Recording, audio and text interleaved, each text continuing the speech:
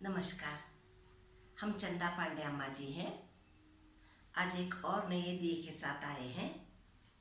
इस दिए के बारे में जानकारी प्राप्त करने से पहले जो अपना पिछले वाला वीडियो था, पलाश के पत्ते के ऊपर दो जोत जलाया था, तो कुछ दर्शकों ने उसके लिए सवाल किया है कि जोत जलने के बाद उस दिए का क्या करें।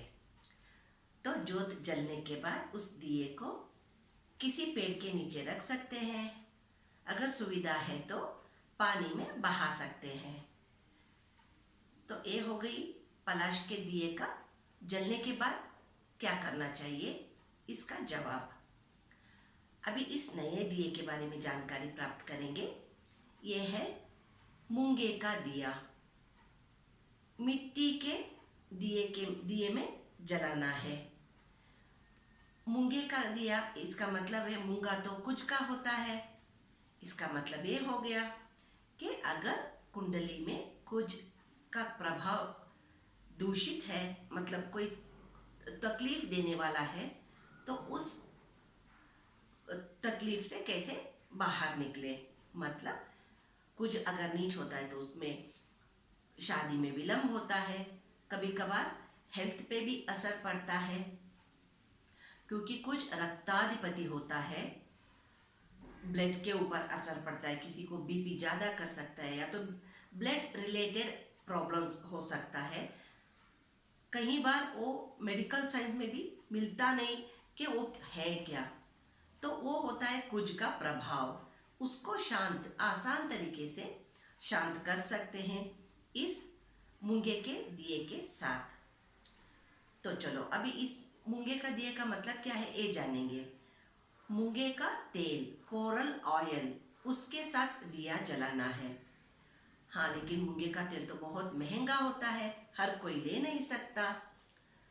तो उसके लिए आसान तरीका ये होता है कि मूंगे के दाना, मतलब मूंगे का मन का बीड्स, उसको लेना है। आप जो भी खाने के लिए यूज़ करते हैं तेल, उस तेल के दिए के अंदर उस बीड्स को डालना है।